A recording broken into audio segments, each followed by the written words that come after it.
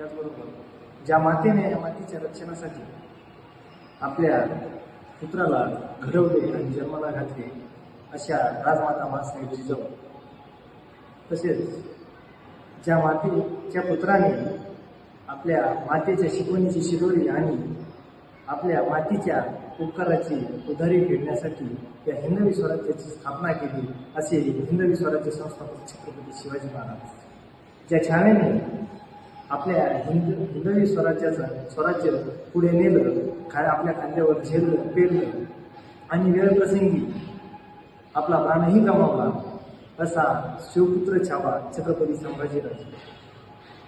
तर शिक्षणाचं महत्त्व आपल्या समाज घडवण्यासाठी खूप महत्त्वाचं आहे. तर म्हणून विद्येविना मती गेली, मतीविना नीती गेली, नीतीविना वित्त गेले, वित्ताविना शूद्र कसले, एवढे अनर्थ एका अविद्येने केले. असं शिक्षणाचं महत्त्व आपल्या प्रत्येकाच्या घराघरापर्यंत, आपल्या प्रत्येकाच्या घरातील चुलीपर्यंत आणि आपल्या प्रत्येकाच्या मुलीपर्यंत पोहोचवणारे क्रांतीसूर्य महात्मा ज्योतिबा फुले, क्रांतीज्योती सावित्रीबाई फुले.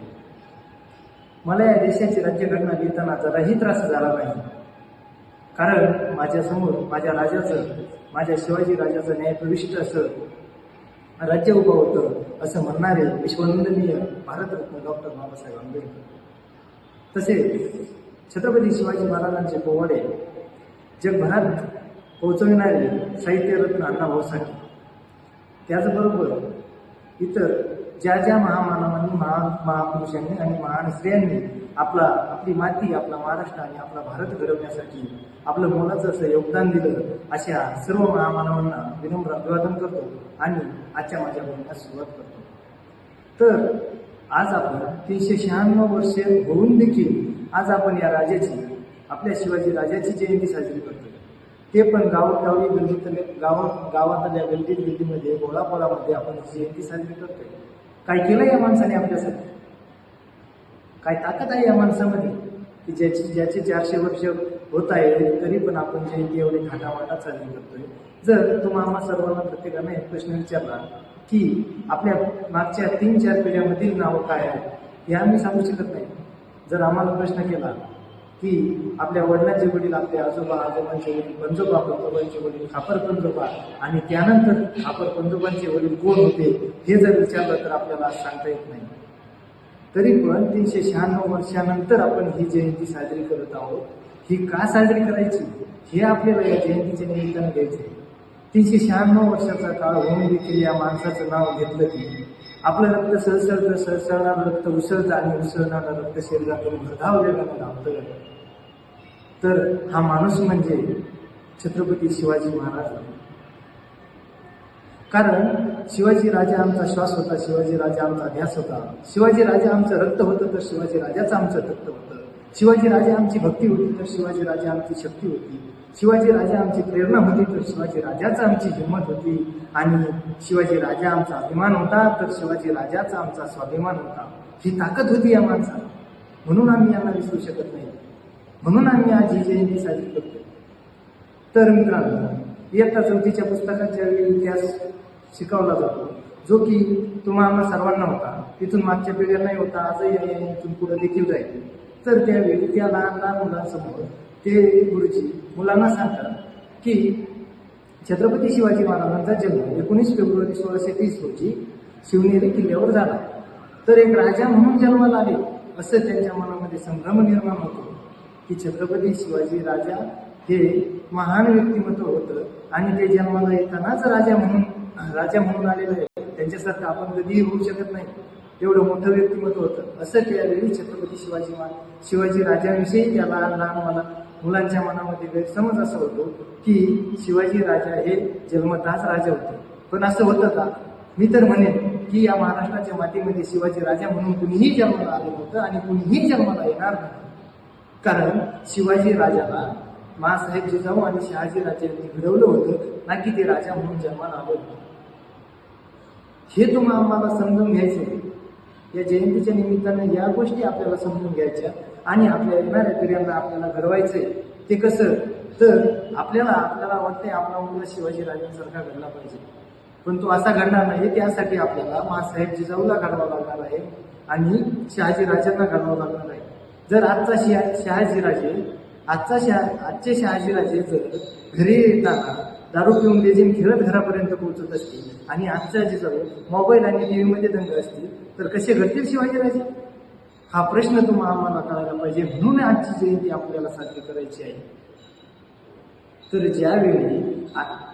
ज्यावेळी आजचे शहाजीराजे आणि आजच्या जिजामाता यांनी आपल्या मुलांच्या हातात पुस्तक देतील आणि त्यांचं मस्तक कसे सुधारेल यासाठी प्रयत्न करतील, त्यावेळी घडेल आपला शिवाजीराजे. तर त्यावेळी माँसाहेब जिजाऊंनी शिवबांना अतिशय चांगले संस्कार दिले होते, म्हणून घडले होते शिवाजी महाराज. तर त्यावेळेचा एक प्रसंग तुमच्यासमोर सादर करतो. एकदा शिवाजी महाराजांचा असाच दरबार भरलेला होता आणि एक शेतकरी आपल्या मुलीचा मृतदेह घेऊन राजदरबारात येतो आणि म्हणतो, राजे मला न्याय द्या, राजे मला न्याय द्या.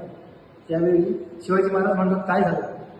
त्यावेळी तो सांगतो की राजाच्या पाटलानं माझ्या मुलीवर बलात्कार केला आणि तिची हत्या केली, म्हणून राजे मला न्याय द्या, राजाच्या पाटलाला शिक्षा द्या. त्यावेळी शिवाजीराजे ताबडतोब क्षणाचाही विलंब न करता येसाजींना आदेश देतात की येसाजी हजर करा त्या पाटलाला माझ्यासमोर.